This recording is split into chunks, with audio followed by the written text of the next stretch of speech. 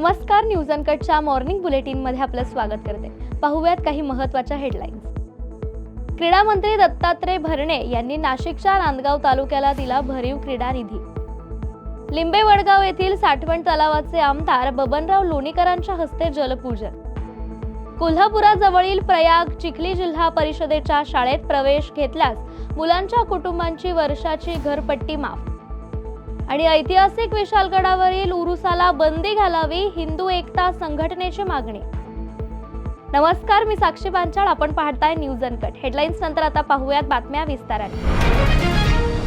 नाशिकच्या नांदगाव विधानसभा मतदारसंघातील विविध क्रीडा विषयांवर मुंबई येथे आमदार सुहास कांदे आणि क्रीडा मंत्री दत्तात्रय भरणे यांची बैठक झाली।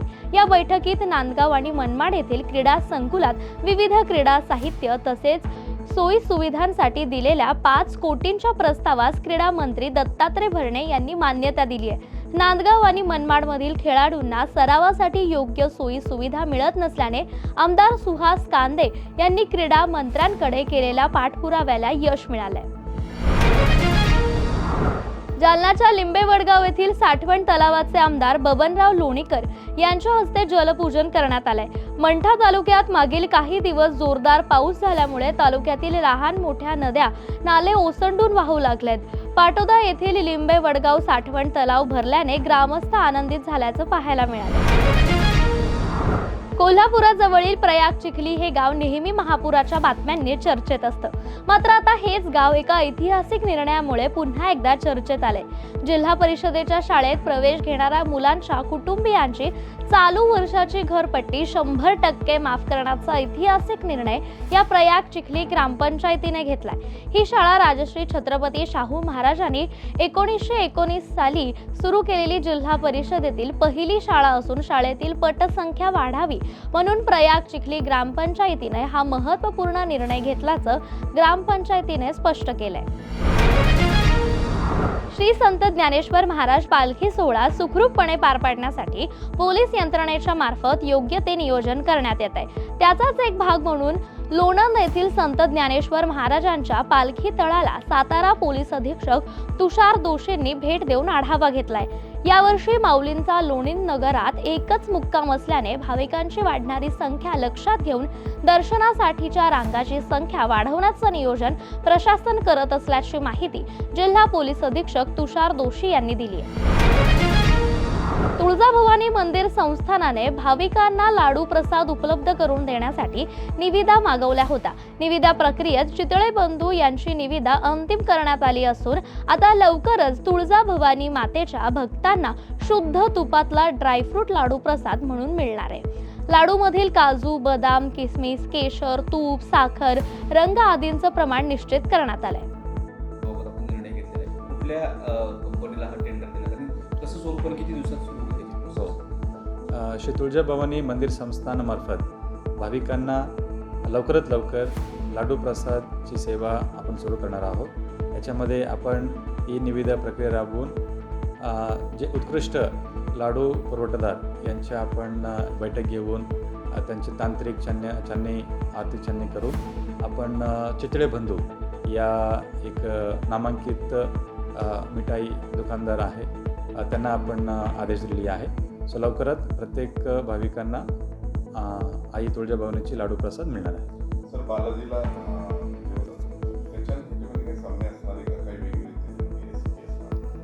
रेसिपी आपण साधारणतः मोतीचूर असा लाडू असणार आहे आणि रेसिपी आपण मंदिर संस्थांमध्ये डिस्कस करून जे काही उत्तम चवचे लाडू दिले पाहिजे असं आपण त्यांना सूचना दिली आहे। आणि या बातमीसह बुलेटिनमध्ये एक छोटीशी विश्रांती। पाहत रहा न्यूज अनकट।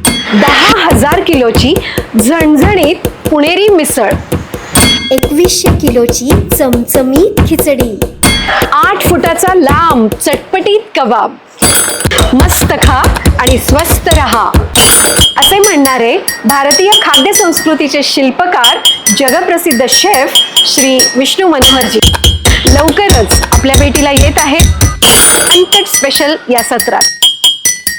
विश्रांतीनंतर पुन्हा एकदा स्वागत। पुढची एक राजकीय बातमी आपण पाहूया।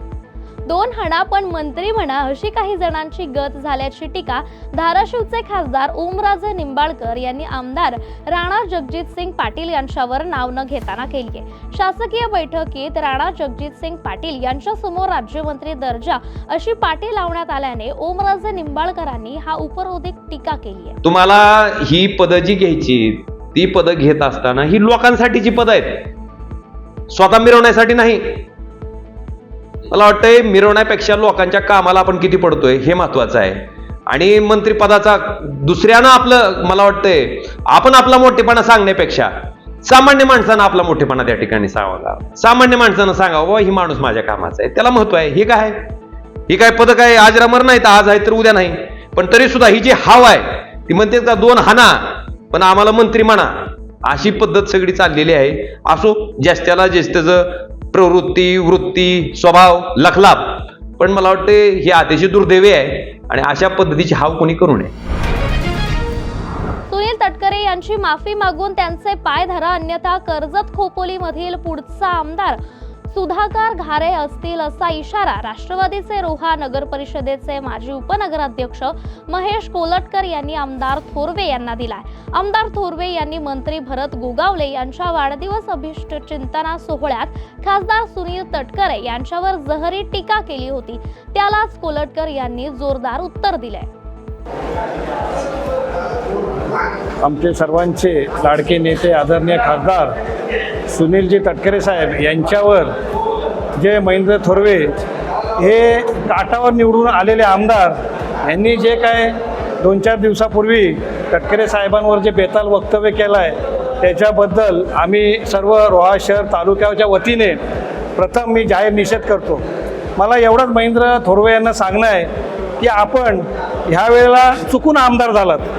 तुम्हाला आमच्या जिल्हा परिषद सदस्य घारे यांनी तुम्हाला जवळजवळ पाडलेला आहे आणि तुम्ही पडलेले आहात. तुम्ही जेमतेम निवडून आलेला आहात, तर तुम्ही हे निवडून आल्याचा धाक आम्हाला दाखवायचा प्रयत्न करू नका, नाहीतर राष्ट्रवादी तुम्हाला मातीत गाडल्याशिवाय सोडणार नाही. जे आमचे आदरणीय तटकरे साहेब आहेत त्यांनी तुम्हाला माफ करतील, तुम्ही त्यांची माफी मागा. जर तुम्हाला पुढे आमदार व्हायचं असेल तर तटकरे साहेबांचे पाय धरा, नाही धरले तर ह्याच्या पुढचा कर्जत खोपोलीचा आमदार हा घारे असेल हे लिहून ठेवा, एवढं मी तुम्हाला आव्हान करतो. आणि तुम्ही काल साताऱ्यात शिंदे सेनेचे जिल्हा प्रमुख रणजित भोसले यांनी संजय राऊत यांच्या नरकातली स्वर्ग पुस्तकाची होळी करून राऊतांना साताऱ्यात पाऊल ठेवू न देण्याचा इशारा दिलाय. याला प्रत्युत्तर देत ठाकरे सेनेचे जिल्हा प्रमुख हर्षद कदमांनी शिंदे सेनेच्या भोसले यांना संजय राऊत यांच्यावर लवकरच साताऱ्यात होणाऱ्या कार्यक्रमात भेटण्याचं आवाहन दिलंय. संजय राऊत यांची तुलना कोणाशी होऊ शकत नाही. त्यांनी नेतृत्वावर निष्ठा ठेवून या गोष्टी सहन केल्या आहेत. या सर्वातून पळ काढणाऱ्यांना याची किंमत कळणार नाही असं मत हर्षद कदम यांनी व्यक्त केलंय.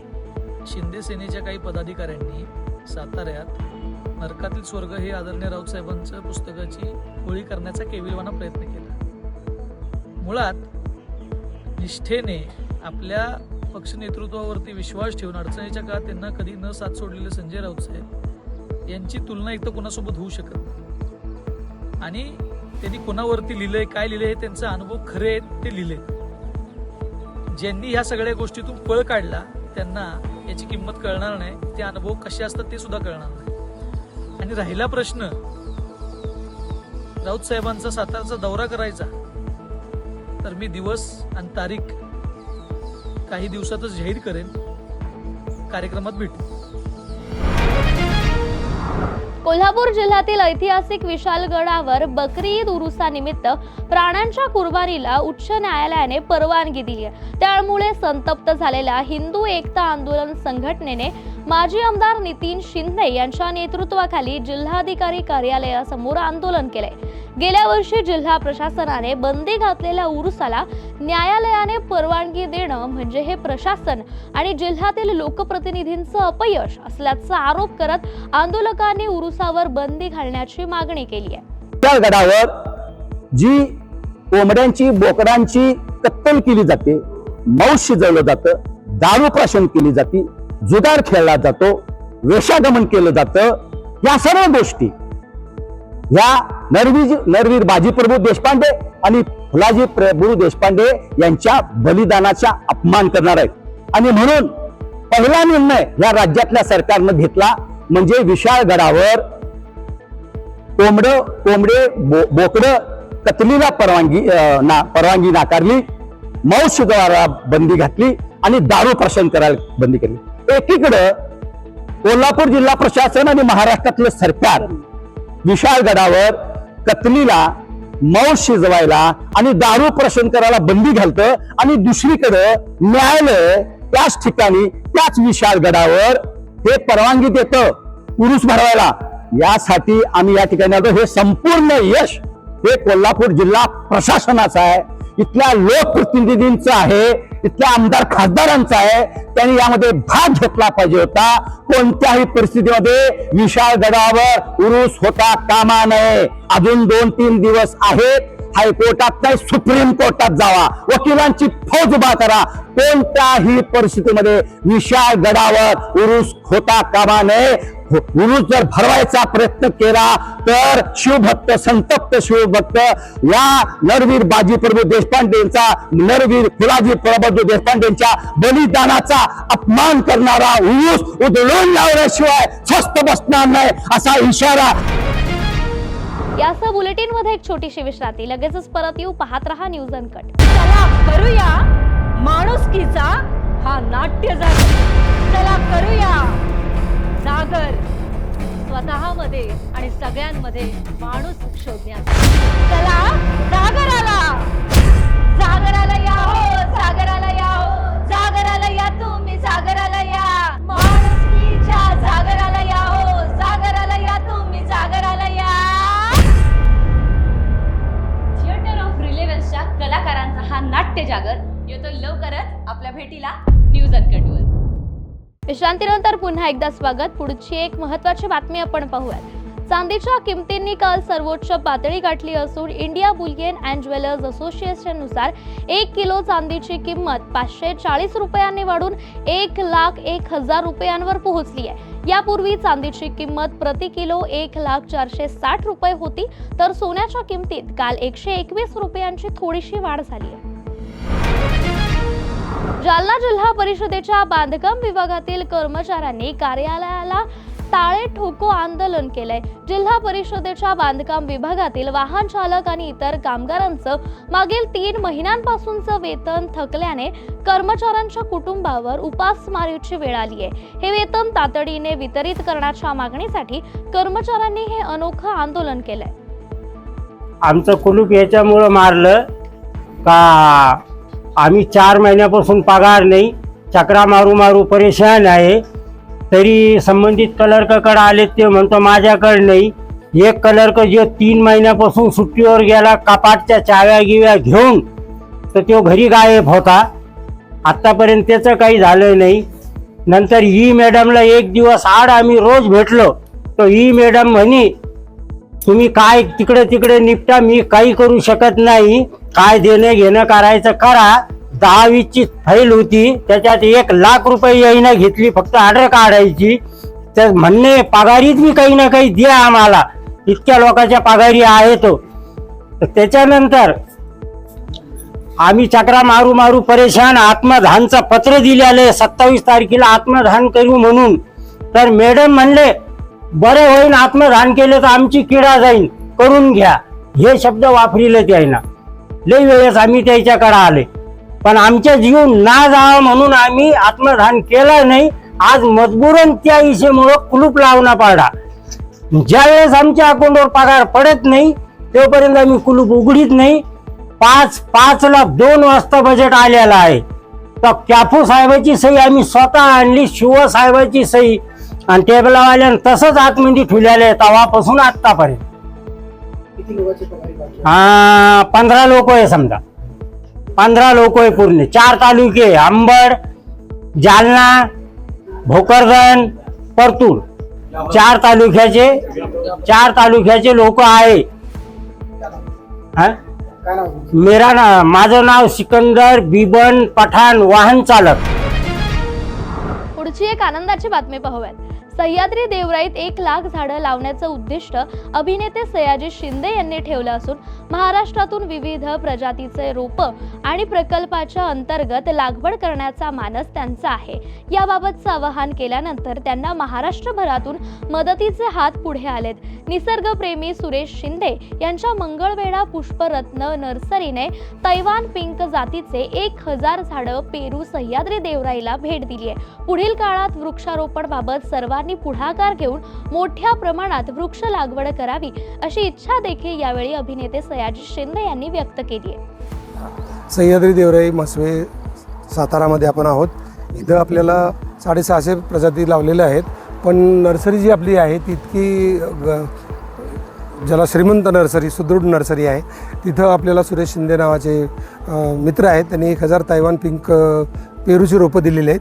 तसेच आता साताऱ्यातून 1000 बेलाची रोपं येत आहेत. चिपळूणवरनं 1000 कलम आंब्याची येत आहेत आणि उद्या कडेपूरला जातो आहे, तिकडच्या एका नर्सरीतनं 1 लाख रोपं देणार आहेत. तर अशा पद्धतीनं अजून 30 देवराया चालू आहेत, 10 अर्धवट बनलेल्या आहेत आणि अजून 10 बनत आहेत. तर त्याच्यासाठी रोपं आपण वाटणार आहोत.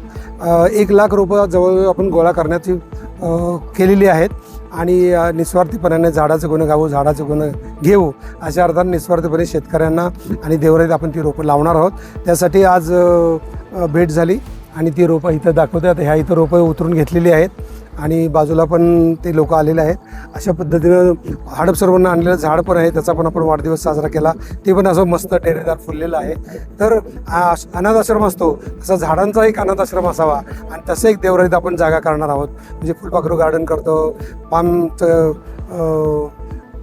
एक सेक्शन करतो, बांबूचं सेक्शन करतो, देशी मोठ्या होणाऱ्या आर्बोरेटम ज्याला म्हणतात, मोठ्या वृक्षांचा सेक्शन करतो. तसं अनाथ झाडांचा, जी झाडं रस्त्यावर पडतात, जी रोपं रस्त्यावर पडलेली असतात, अशी उचलून आणण्याची एका ठिकाणी लावायची अशी पण संकल्पना आहे. तर मीडियानं आणि सगळ्यांनी खूप चांगलं सहकार्य केलं. सातारच्या मीडियाचं खूप अभिनंदन. भंडारा जिल्हा पणन महासंघालयाच्या वतीने यावर्षी 152 केंद्रांवर 2,12,000 क्विंटल रब्बी धान खरेदी झाली आहे. मात्र त्याची 48,78 लाख रुपयांची देयक रखडली आहे. धान खरेदीला सुरुवात होऊन 1 महिना उलटून गेला तरी रब्बी हंगामातील थकीत पैसे मिळत नसल्यामुळे शेतकऱ्यांना आता आर्थिक अडचणींचा सामना करावा लागतोय. तरी सरकारने शेतकऱ्यांचे देयक त्वरित मंजूर करावे अशी मागणी यावेळी शेतकऱ्यांकडून होतीये. आणि या बातमीसह मॉर्निंग बुलेटिन मध्ये इथेच थांबूया. ताज्या बातम्यांसाठी पाहत रहा न्यूज अनकट.